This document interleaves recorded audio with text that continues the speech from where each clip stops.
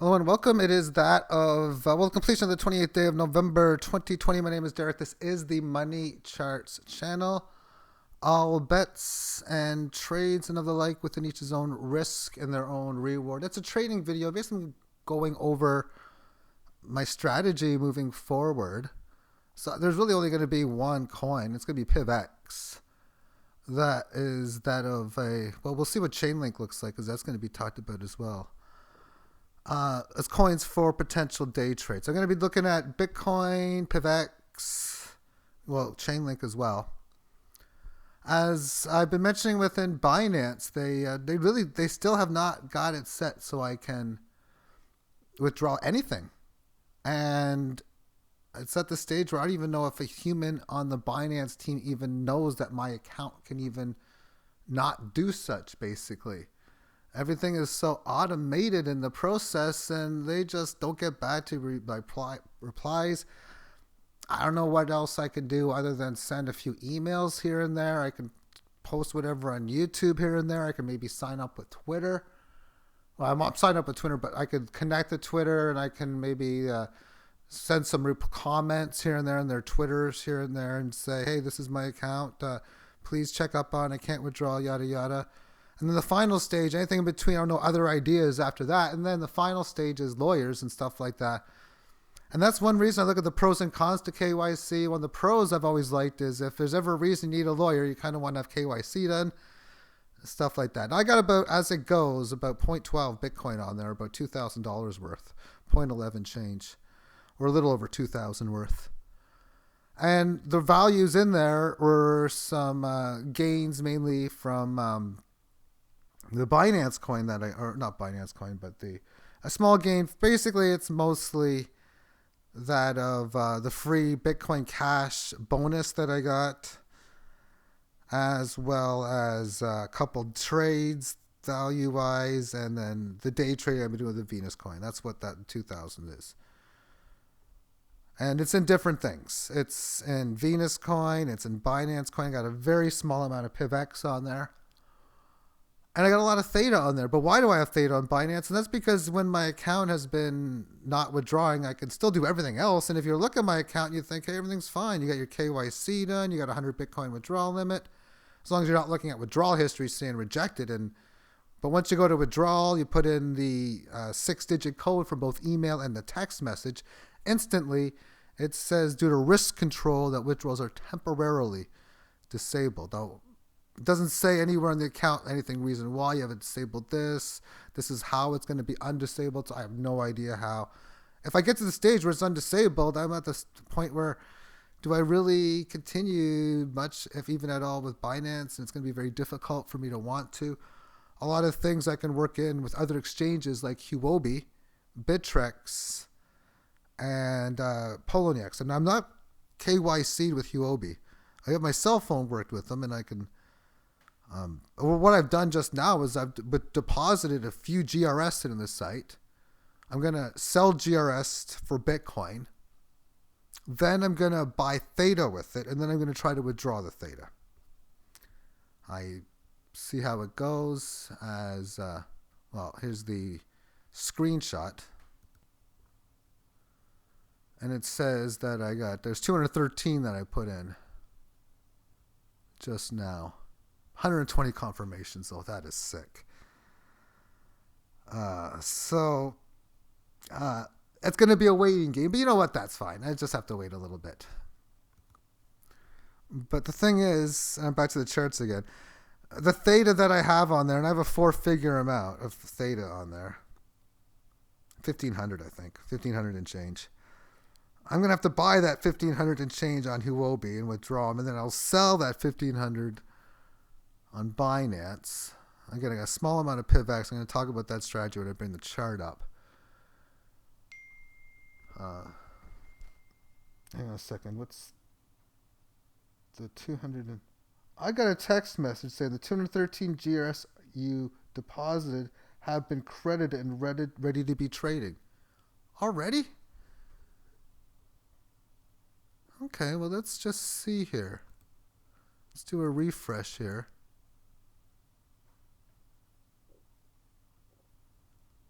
says 5 of 20. But I got a text message just now stating,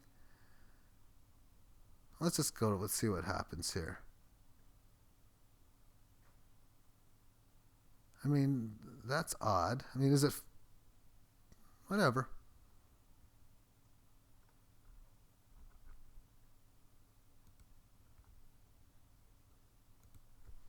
Okay, where's my typewriter, keyboard.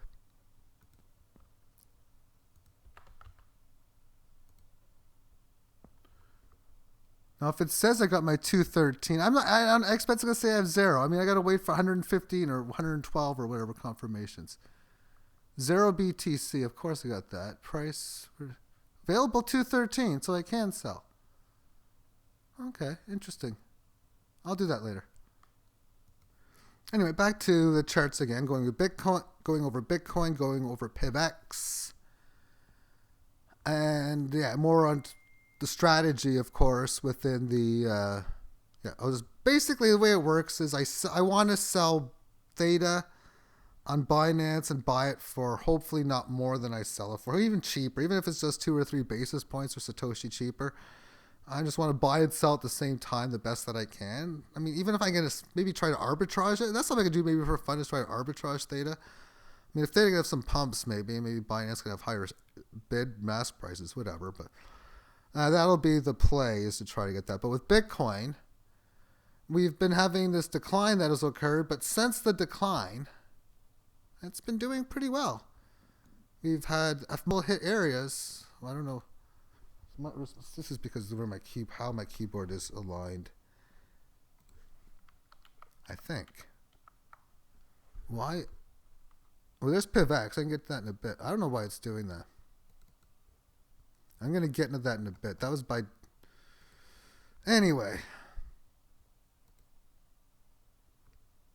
What I was trying to do was just draw a little circle around here, because we had 1, 2, 3 hits, and so many a bit here. This whole general area has been great support. Resistance. I mean, all these resistance areas have been taken out. We had a little bit of this amongst the 18 highs in here. Since then, a great leg higher. This is the upper end of where we came from. We haven't retraced back to it. We could. This resistance has been established. We can see shorter term it's had a little bit of decline. But it's making an attempt to make a move, and maybe if it can get higher, maybe make a next key leg in here. That'd be like a 61.8 and 76.4 retracement within this high. But as it goes within the entire market structure, within a correctionary move, and the first real one since this rally has begun, getting north of pretty much south of 11,000, but north of 10,700, basically since the start of October. So a month and a half or almost. And a fantastic rally it has been. And it has only been an okay correction, and it's been a correction on the daily. The weekly chart, well, I mean, no, we're not quite there yet. So if we have any further decline, well, I mean, this is an area of support that's going to be going through. Of course, amongst such, we can see we've had a little bit of support there on the daily, and a lot of it, as I've shown within the hour. If this move here starts to fail, well, what do we know from failed move? Fast move opposite direction. This is one hell of a damn good attempt, right in here.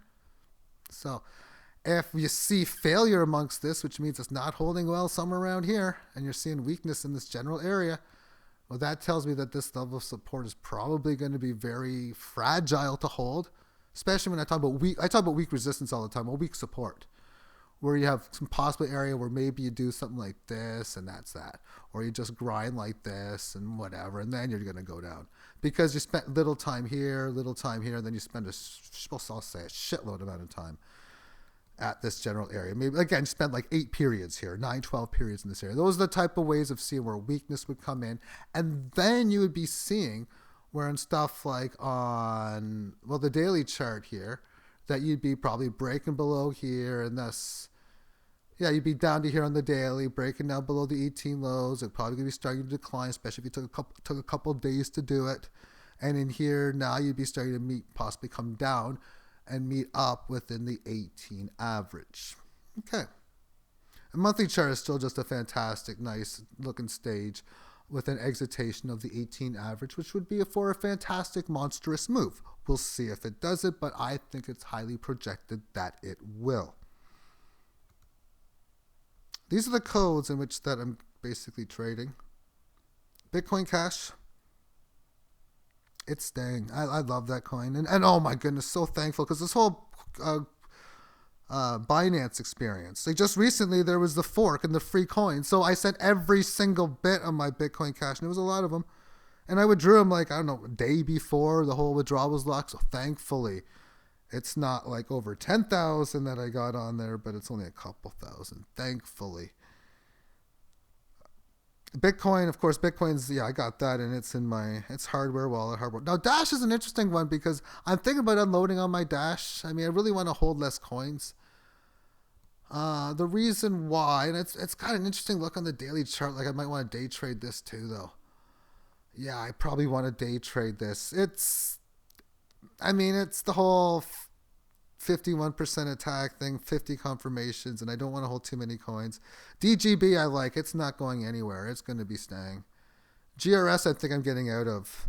I think I'm going to be using the GRS to send to Huobi. I'll send like a bunch more to get my Bitcoin so I can buy my Theta with it. Thus I'll sell my Theta on Binance because the 1,500 or so Theta that I want to have them. I don't want to have it set up where... Yeah, I thought, well, I do have 1,500 whatever Theta, but I can't do anything with them. I can sell them, but I can't do anything with what I sell them and stuff like that. H-bars, this one is one of my fun ones that I'm definitely going to keep holding, and I love this one. So the reason why I like H-bar is because this is the hidden secrets of money. If this whole type of new technology, which is so much different than other ones, other cryptocurrencies that it seems works out, then I'm going to be glad that I have it, that I'm trading it with other coins. Litecoin, just like your Bitcoin Cash, it's staying within it. I'll get to PivX in a bit because I want to get out of that, but I want to day trade that because it's looking like it's going to go way higher, so I want to like sell it for like the bigger gains. Yeah, Theta is like one of my major holds.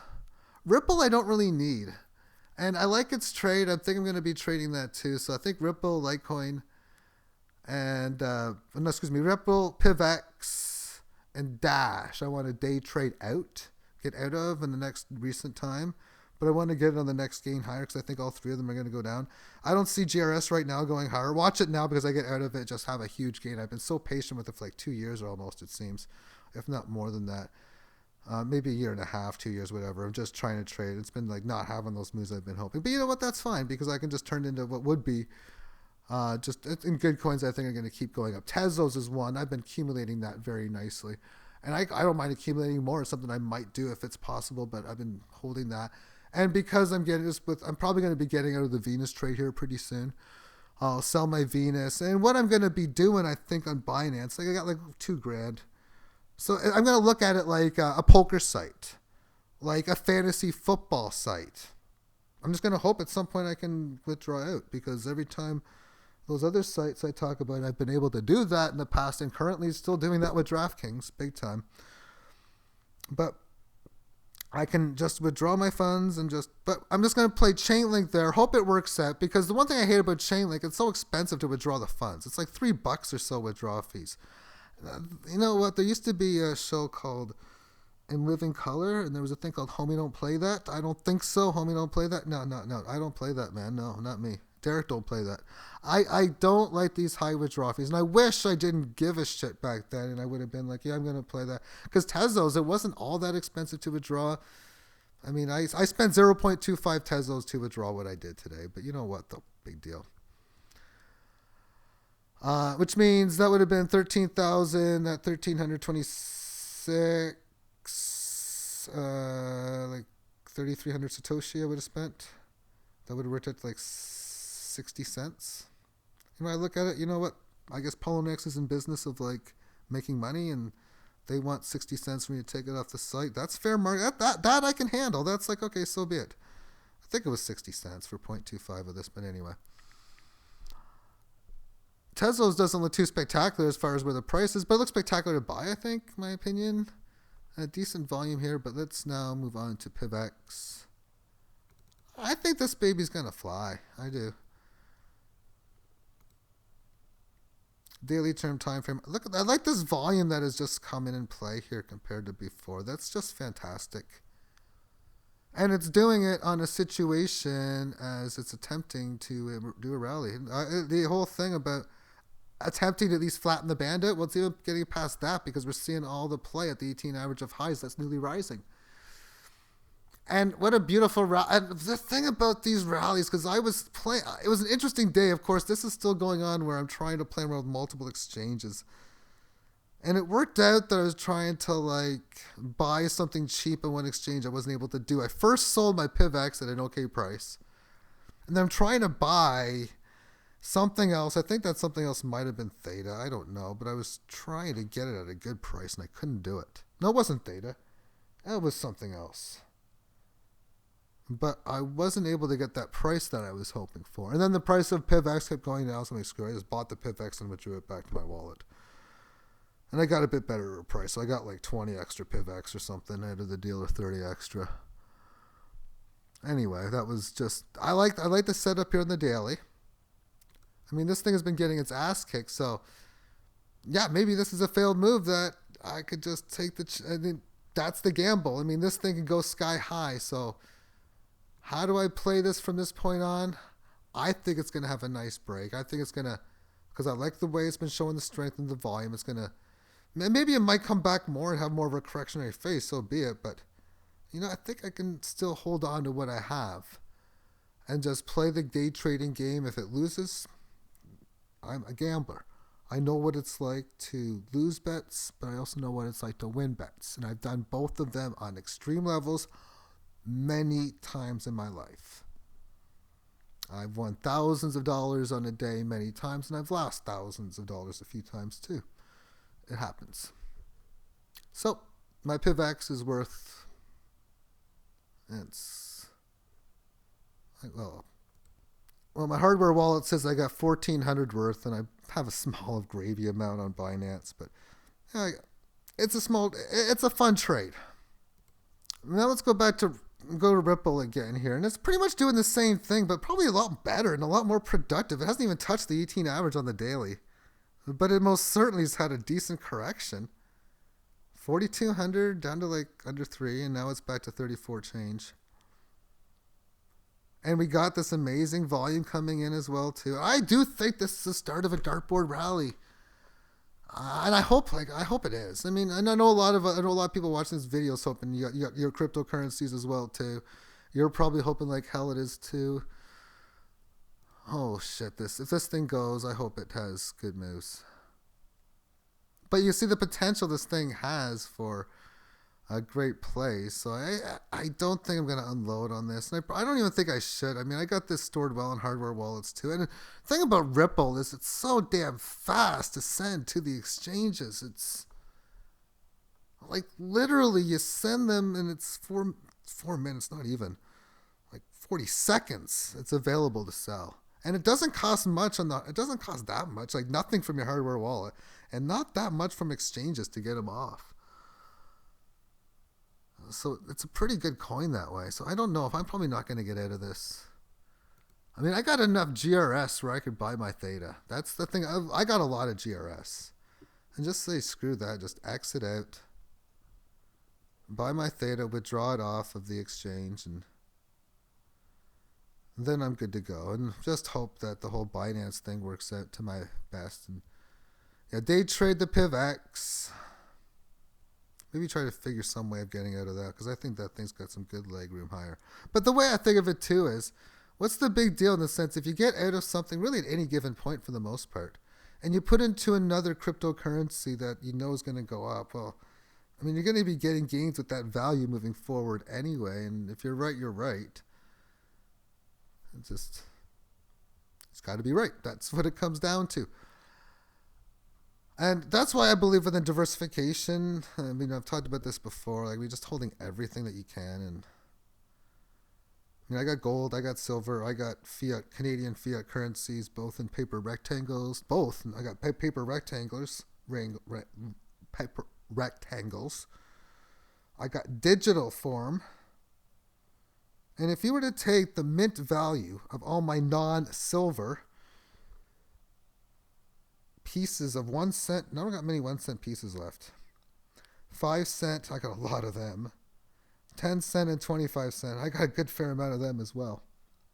I got a lot of them. I got pounds, I got over a few £100 of coins. Probably, I'm trying to count in my head how many I got. Probably about 220, 250. I'm just looking at where I have them and how much. Because I know this jar weighs 17, and I got a lot of them. But yeah, I got a whole bunch of. Anyway, have currencies in so many different spots, so many different cryptocurrencies. That's the way I like it. You only need to have so many, I think, too.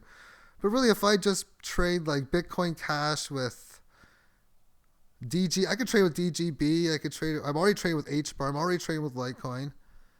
I'm already trading with Theta. I'm already trading it with Ripple.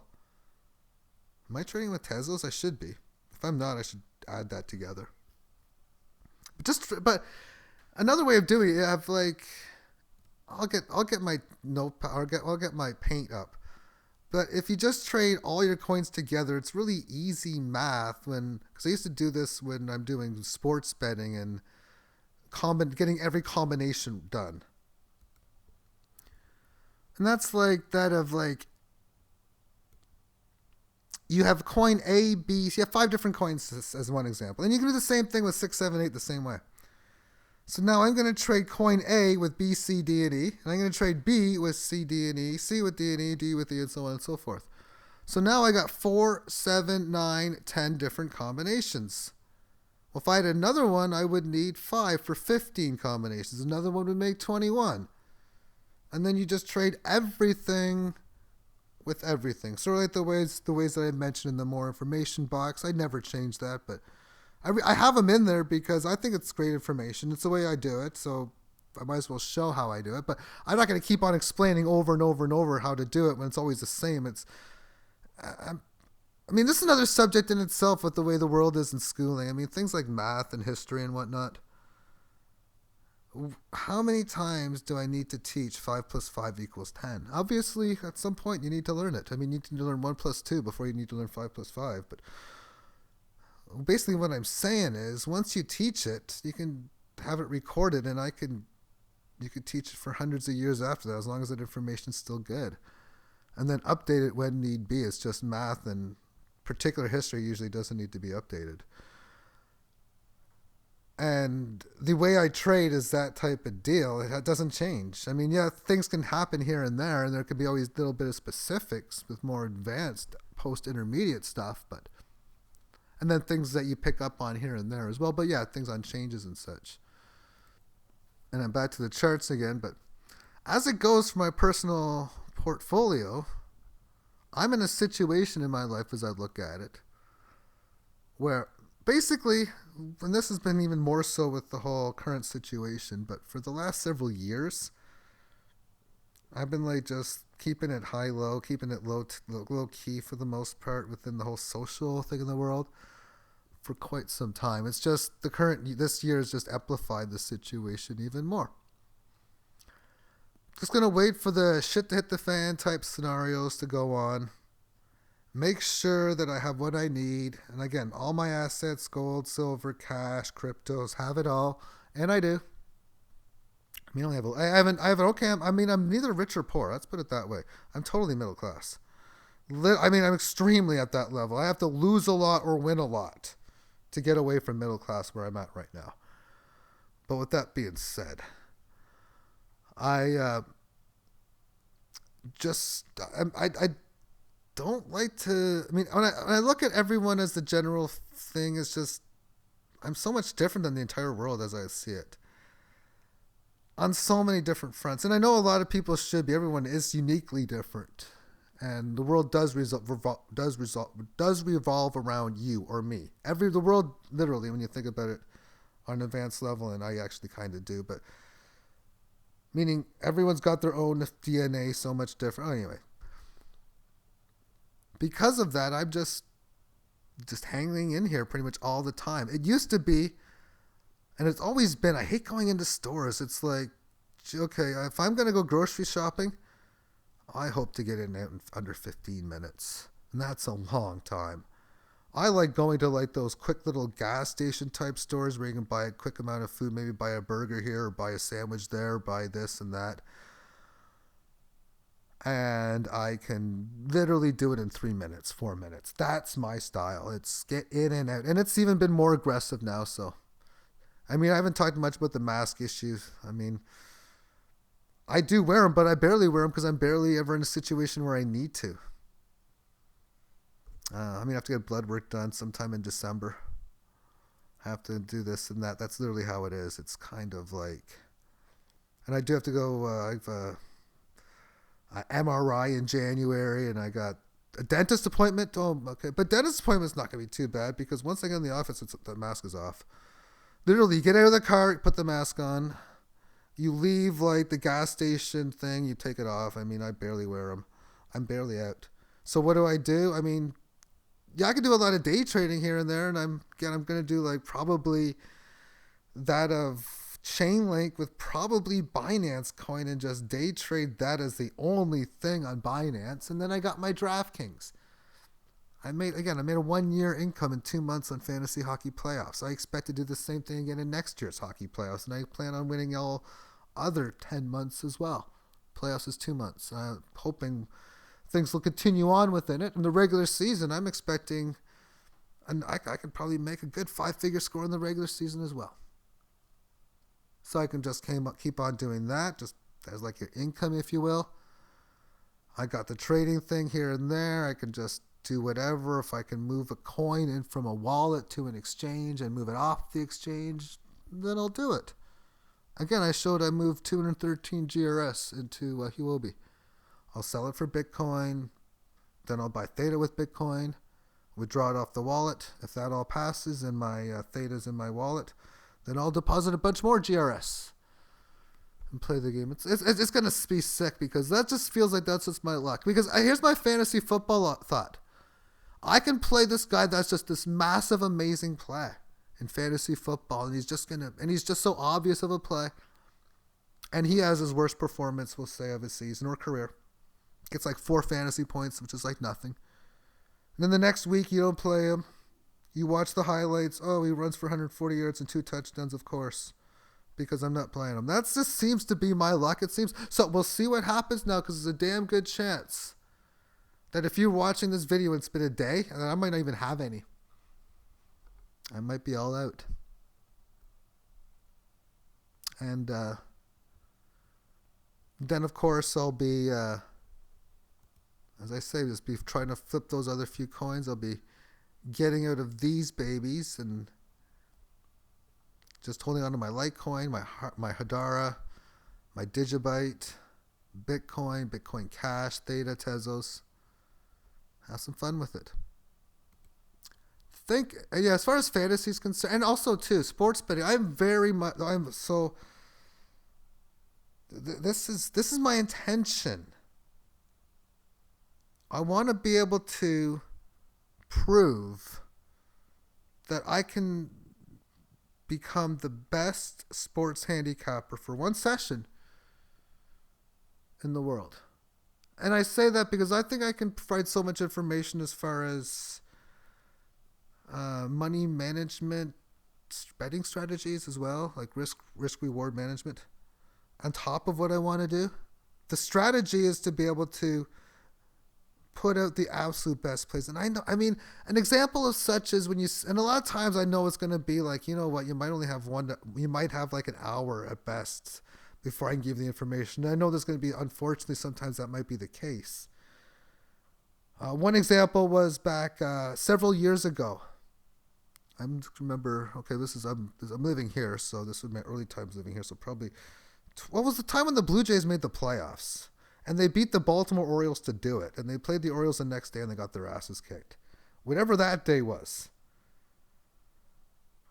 It was the Blue Jays clinched the division. Then I seen the next day that they pretty much put their minor league or their call up of their 40-man roster up.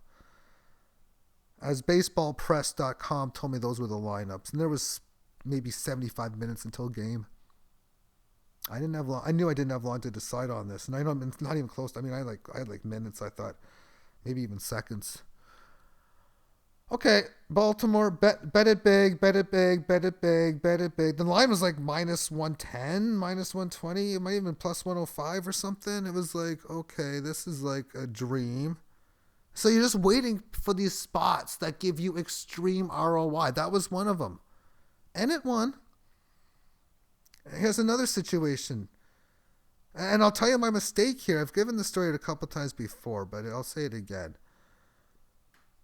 Around the same time, too, as well. We're just roughly around that same time frame. Although this is winter time. World Junior Championships of Hockey was out. And I had some information that this Finland team had a lot of good up-and-coming stars. Probably had Patrick Laine on it. This was a damn good Finland team to take extremely seriously. I'm getting all of these, like, this is going to be a powerful team information. And it just happened to work out that their first game was against Canada. And this is one of the worst Canadian junior teams that I've ever seen coming in. And I mean, it's still a good team. It's Canada, but I mean, I'm looking at this and I'm thinking, geez, Finland might be 2 to 3 times better. Or they should win 3 or 4 games, 4 or 5, like 2 or 3, 3 or 4 games kind of deal, long term, when you play a whole 67, 70% chance of winning. Yet, I'm getting better, like pretty much barely over even odds for them to win. Now, I'm betting on a sportsinteraction.ca, keyword.ca site, which meant a lot of the heavy public volume was betting on Canada. So I was getting great prices to begin with anyway. I was looking at the European books. I was getting might have been like minus 110 in Canada for Finland. It was like minus 135, minus 140 in like Europe. So it was like awesome. And Finland beat them. I won. My mistake was not to keep betting Finland all the way through every game. I mean, they destroyed everybody. Russia, Sweden, whoever was in their path. And those situations, those teams will come up where you'll see a team and you can just keep on riding them here and there. So I want to look and find whatever, and whenever I can find it, take as many plays as I can as long as it's there. But I would predict that I would get about 100 in a year, and that's a very good sample size. And I want a 65-35 it, meaning with the average minus 110 line, I want to win 65 of 100 games. Now, some lines will be like plus 180, but if I can hit plus 180 like 46, 47% of the time, or 50%, I'm crushing it. Yeah, that's the type of results that I'm looking to get. There was another situation too, and this was a season-long futures bet that I felt was extreme value. The year Austin Matthews, William Nylander, and Mitchell Marner were all rookies. Vegas was making it plus 200 for them to make the playoffs, and I did a lot of in-depth analysis to come up with thinking, you know what, it's almost 50-50 they make the playoffs. Pretty much 50-50. I mean, I pretty much got them seeded like the 8th, 9th team. And I mean, it was pretty much exactly as it played out. They finished 8th seed and they clinched it on their final game, and they were pretty much in cruise control to get it all the way through for the most part. But at plus 200, it would have been something. Okay, if I'm a big handicapping service, yep, this plus 200 for the Leafs to make the playoffs. Go heavy on it, log it in for a big play. Although my views on future bets like that go several months in the future. Not that big of a fan of it. Couple months or less, 6 weeks, starting to get into it, and even then. But if I see value, I like to look for those plus 2,000s and stuff like that. And I didn't even plan on talking much about sports when I'm doing this, but again, it is a risk-reward management video. I'm going to complete this video now and sell some GRS and this whole Binance thing sucks. I mean, unless they do something like say, well, here's they got to do a lot to make me happy. I'm pissed off at them right now. I mean, for them to have this set of service like they do, I know they're out of Japan, but I mean, the thing is I'm always used to any company you're dealing with in business. If you need to talk to them, you talk to them, you phone them. You have a phone book. That used to be the way. You have the internet. You have a way of contacting them. Okay, yeah, we can email. It's easier. Yeah, well, make it so that I can contact you. I've probably emailed DraftKings like 80 to over 100 times maybe. And a couple times let's just say they've screwed me out of $20, $30 here and there. But they've also given me so much back, and I win in them all so much that who gives a shit? But at least they're damn good at their support. That's A minus, a regular support. A plus because it's not A plus because of the fact of the $20-$30 that they kind of damn policies can be bad here and there. And they're weird here and there too, but they're always replying back, and there you got people working. I should be able to do support at Binance.com and expect within, not only within 24 hours, but heck, within 4 hours even. And it's a business that's a 24/7, 365 business as well. And there's periods of time where it's less people doing it, okay. I mean, it's not really, though. Because Saturday and Sunday's full trading days, and I mean, there's always business, like Japan. I mean, there's always lights on in my place in the world. Japan, Toronto, New York, Europe, everywhere. California. So to me, the fact you can't just get a hold of them, and well, back in the day, before the internet, if you need to get a hold of somebody, you go to the phone book. You'd find their name. Maybe you'd wait for a commercial to get their number. Well, not really that, but heck, you can get a lot of information through the library. Sometimes I got a hold of, done it that way. I remember walking. Oh, man, it wasn't that far. And to a library and checking books out and reading books and magazines there. That's just the way it was back in the 1980s. Thank you for tuning in, and have yourself... Yeah, by the way, how long was it? It took me about a minute to walk there. I was 1.5 blocks away, I think. I'm trying to think of where the library was. It was on my street, and there's only 3 blocks on my street. Where was that library? The bowling alley was over.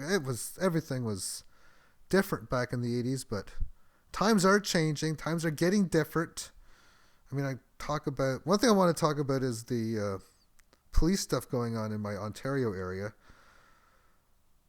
I mean, I know what's going on in London right now. It's just crazy. But I know in here we've had, in Toronto, Ontario, I can't remember the gentleman's name, but a business owner trying to stay open for a while. It's on Rebel News. That's where you can find this information for that. But guys, I mean, it's just, they had like cops on horses, like dozens and dozens and dozens of them. How they arrested a guy. They completely confiscated his restaurant. It's going way over the top. It's really bad. And also local to my area, I think it's somewhere near Bob Cage in Ontario, but there was a situation where there was a gentleman, I don't want to use gentleman, a male, who had a 1-year-old baby in the car. I don't know if he was a father, and I don't know if he was bad news. He probably was bad news. However, cops were shooting at him. And in doing so, along the way, a 1-year-old baby was killed in the car. This sickens me big time. And it should sicken you too, but it's just the way the world's in a bad situation right now. The economy is pretty much dying, and in the monetary system, the monetary economy. Again, so important to hold all these assets. Of fiat currencies, you need to buy stuff, precious metals, and cryptocurrencies. I want my cryptocurrencies in my hardware wallets. Exchanges can be good to trade with. Move coins here and there, buy and sell when you need to, but I mean, you literally, if you look at my Poloniex deposits, you see I deposit this coin, or even the way it was on Binance before. It's like you deposit this coin at 1,400 hours and 20 minutes, and you withdraw the other one at 1,400 hours and 46 minutes. How do you do? That's how it's supposed to be. Thank you for tuning in. Have yourself a great day. Bye-bye.